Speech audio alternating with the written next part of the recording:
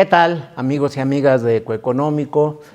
El día de hoy vamos a compartir un análisis sobre las condiciones que hoy expresa el peso mexicano y sus factores que lo fortalecen en una coyuntura que nos parece se desprenden varios aspectos vinculados al tema económico en todos sus ámbitos.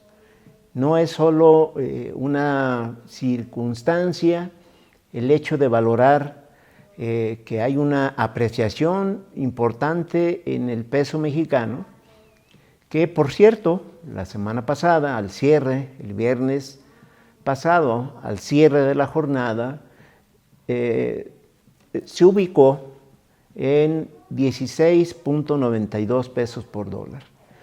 De hecho, estamos frente a una circunstancia que no se había visto desde junio del 2024 y suma de manera consecutiva 4 semanas con una fuerte apreciación frente al dólar. Esos son elementos muy importantes. Lo que también habría que decir que esta apreciación del peso, esta fortaleza del peso que se ha manifestado en este lapso, obedece fundamentalmente al debilitamiento del dólar, la expectativa de recortes de la tasa de interés de la Reserva Federal de los Estados Unidos en función de las circunstancias de sus condiciones fiscales, sobre todo por el tema del nivel de deuda, y evidentemente al atractivo del diferencial de tasas entre México y Estados Unidos. Son los elementos que habría que considerar con algunos agregados. Por ejemplo, el debilitamiento del dólar está muy vinculado en la coyuntura actual que obedece en lo fundamental a la recompra de bonos del Tesoro de largo plazo, de 10 a 30 años, y que le quita con ello presión a las tasas de referencia de corto plazo, pero a su vez debilita el dólar. Esta es la parte que también no habría que descuidar, y si traducimos esta condición de debilitamiento del dólar, también habría que agregar que el conflicto bélico de Estados Unidos en Irán está teniendo sus costos fiscales y de deuda. Y ahí aparece el tema que observamos en este cambio en la política monetaria del Tesoro de los Estados Unidos, porque el nivel de deuda ha rebasado por primera vez los 40 billones de dólares, el equivalente al 124% del Producto Interno Bruto. Es un elemento, sin duda, que está presionando fuertemente a partir de la coyuntura. No se nos olvide el nivel en el cual las tasas de interés se están manteniendo los Estados Unidos prácticamente desde diciembre, un nivel de 3.75 en su techo más alto. Y eso está teniendo evidentemente costos financieros a partir de estos niveles de endeudamiento tan elevados. Y también debemos traducir que la fortaleza del peso no es una condición fortuita, no es una circunstancia casual su fortalecimiento, sino más bien debemos entenderla como una señal positiva de la confianza que se está teniendo o que están teniendo los inversores en México. Y de manera muy específica es el resultado de, en el fondo, las señales robustas de los fundamentales económicos del país. También habría que establecer que esta fortaleza es sinónimo del potencial económico que marca una nueva fase a la cual hemos hecho referencia en este espacio, ¿no? Hay una recuperación económica, ya tenemos la evidencia reciente en el cual pues hay sorpresas en el repunte productivo del país. Los datos de julio del indicador oportuno de la actividad económica de México nos está dando sorpresas en el conjunto de actividades, y el balance incluso del primer semestre en la actividad productiva ha sido muy favorable, muy positivo, y que apuntan, lo hemos señalado en este espacio de Ecoeconómico, hacia una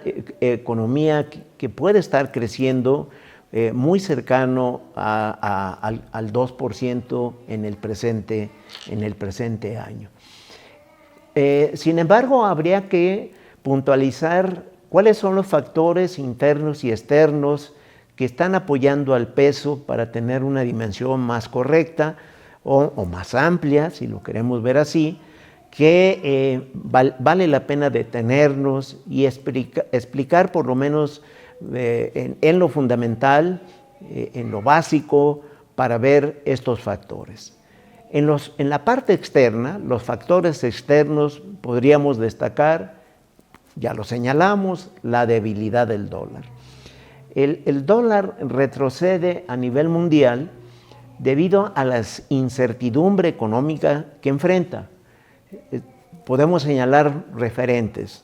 O sea, hay una evidencia de que hay una desaceleración económica en los Estados Unidos, en donde hay elementos vinculados a el incremento del gasto a partir de los recursos destinados a las guerras en Ucrania y en Irán, y evidentemente al nivel que estamos señalando de endeudamiento que ha tenido el gobierno estadounidense en el periodo reciente. Y esto ha tenido como consecuencia que las economías emergentes, particularmente economías como México, pues tengan una condición robusta en su paridad cambiaria peso-dólar. Esto es parte de lo que habría que destacar. Otro elemento importante dentro de los factores externos son los desbalances comerciales. Estados Unidos, si bien ha avanzado en la corrección del tamaño de la balanza comercial con países del mundo, particularmente con 10, en donde destaca los desbalances o déficit comerciales con México, con Canadá, con China, Taiwán, por citar algunos. Este desequilibrio, este déficit comercial en el primer semestre ascendió a 371,000 millones de dólares. El de México en lo particular llegó, es decir, el déficit de Estados Unidos con México ascendió a 103,000 millones de dólares. Evidentemente, si lo traducimos en términos de la balanza comercial de México, para México representa que esta relación comercial México-Estados Unidos le es favorable a nuestro país en este nivel. Es decir, le vendemos más de lo que le compramos. Y esto son factores que ayudan a la fortaleza del peso mexicano. En términos de otro factor son las expectativas de la Reserva Federal en torno al manejo de las tasas de interés de corto plazo. Hay un anclamiento de la paridad cambiaria en donde de alguna manera la Reserva Federal ha apoyado a que la economía no tenga una desaceleración tan profunda y ha atenuado o ha mantenido en todo caso el nivel máximo de la tasa de interés de referencia. Sin embargo, pues hay presiones y evidentemente hay la tentación de reducir la tasa de referencia para bajar costos financieros internos y apoyar la economía para que haya mayor crecimiento en nuestro vecino país. Sin embargo, insisto, este va a ser un manejo de la política monetaria, tomando como referencia esto que también está sucediendo en términos de las diferencias de las tasas de interés. Y obviamente estas diferencias hacen que haya un apetito al riesgo. El apetito al riesgo es que los activos financieros, o mejor dicho, inversionistas busquen espacios de inversión mucho más atractivos que les signifique mayor renta financiera. Y eso, pues México está siendo favorecido. Es decir, buena parte del reacomodo de la inversión financiera, pues México ha tenido, digamos, una ventaja. Y eso tiene que ver con las tasas de interés. Y aquí destacamos los factores internos. Y de manera puntual señalábamos que la diferencia entre tasas entre México y Estados Unidos es el atractivo para inversionistas financieros de tipo carry trade, es decir, la forma de atraer o de obtener capitales baratos en otro país, en este caso en Estados Unidos, y invertirlos en activos financieros, en el caso de México, con una tasa o el diferencial de tasa que le es atractivo a las inversiones.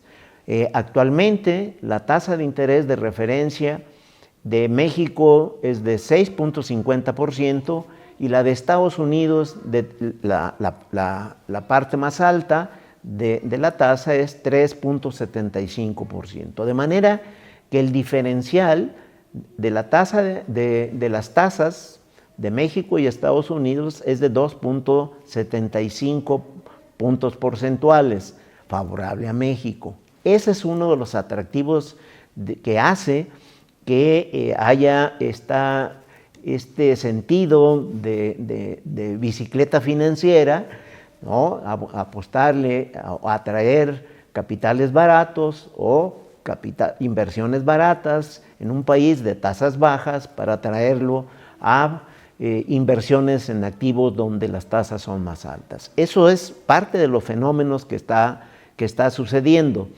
Por el otro lado, en términos de ingresos por divisas, que es otro de los factores que favorece al peso mexicano, pues tenemos el comportamiento que han tenido las remesas en el primer semestre, que tuvieron un crecimiento de 3.1% anual, y las exportaciones, que prácticamente manifestaron un crecimiento del 25%.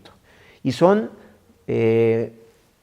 recursos en dólares que favorecen las condiciones de oferta y demanda en el caso mexicano. Y obviamente otro de los elementos que favorece al peso mexicano son las condiciones macroeconómicas. La perspectiva en términos del orden fiscal, la propia autonomía del Banco de México para regular los precios de referencia de bienes y servicios y evidentemente la prudencia en términos de manejar los niveles de endeudamiento que se acerquen o se cumplan con el programa que ha planteado el gobierno federal en un proceso de desendeudamiento en el mediano plazo. La evolución que podemos observar en términos de comportamiento de las tasas de interés de Estados Unidos solamente lo señalamos por la importancia que ello tiene, y decíamos hace un momento, desde diciembre del año pasado, desde el 11 de diciembre del año pasado, la tasa de interés se encuentra en un rango de 3.50 y 3.75. Lo destacamos porque está ahí la incertidumbre de si hay una modificación en el corto plazo, como ya lo subrayamos, para apoyar la actividad productiva que viene en tendencia en Estados Unidos, en desaceleración, no tan profunda, pero viene en desaceleración. Y cuando bajan los costos del financiamiento, pues apoyan la actividad productiva de aquel país. Las expectativas del peso frente al dólar, todavía hay ajustes. Esto la semana pasada apenas empieza la discusión o el debate, la reflexión. Por ejemplo, la encuesta del Citi prevé que el cierre de la paridad peso-dólar en este año esté sobre los 17.13 pesos por dólar. En el caso de los especialistas en economía del sector privado, en la encuesta de julio prevén un cierre de la paridad peso-dólar de 17.88 y empieza a ganar consenso en términos de conducta general que la paridad es un hecho en términos de expectativa de que se encuentre definitivamente por abajo de los 18 pesos por cada dólar al cierre del presente ejercicio fiscal. Esto es parte de los elementos que no debemos perder de vista. ¿Hay riesgos? Pues por supuesto que hay riesgos en las expectativas que estamos planteando en términos económicos. Hay incertidumbre comercial, no perdamos de vista la política arancelaria de Estados Unidos y el nuevo contenido que empieza a perfilarse en Estados Unidos sobre el Tratado Comercial México-Estados Unidos-Canadá. ¿Verdad? Ya no hay esa conjunción de intereses de estos tres países, sino en términos de la visión de Estados Unidos, la negociación particular con México y la negociación específica con Canadá. Y sobre ello se va a poder determinar, y lo ha señalado recientemente Donald Trump, una especie de renovado tratado comercial en condiciones, y así lo destaca, favorables o que sean favorables a los Estados Unidos. Y eso pues es parte de la incertidumbre comercial que está presente y que no debemos perder de vista. Y el otro tema son las tensiones geopolíticas que seguirán encareciendo la energía a raíz de la guerra en Ucrania y la de Irán, que los datos de la semana pasada, pues teníamos el nivel del crudo a nivel internacional, en los de referencia, pues cercanos a los $90 por barril.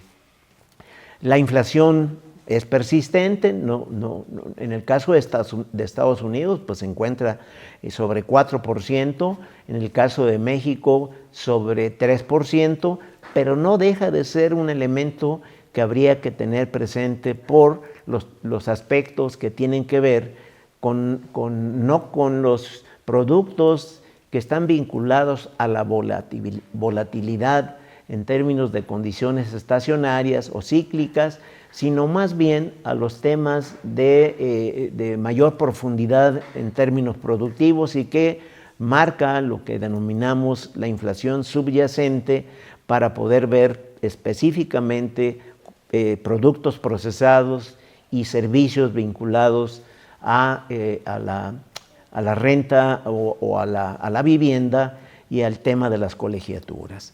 Hay debilidad en la inversión, sin duda. Estamos observando que los ajustes que se ha dado al gasto público tiene mayor acento en la inversión pública federal.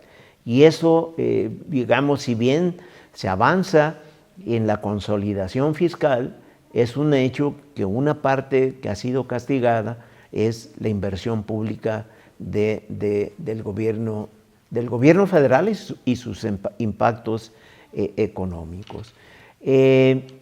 Hay aspectos que nos permiten concluir con varios elementos que, insisto, no debemos perder de vista.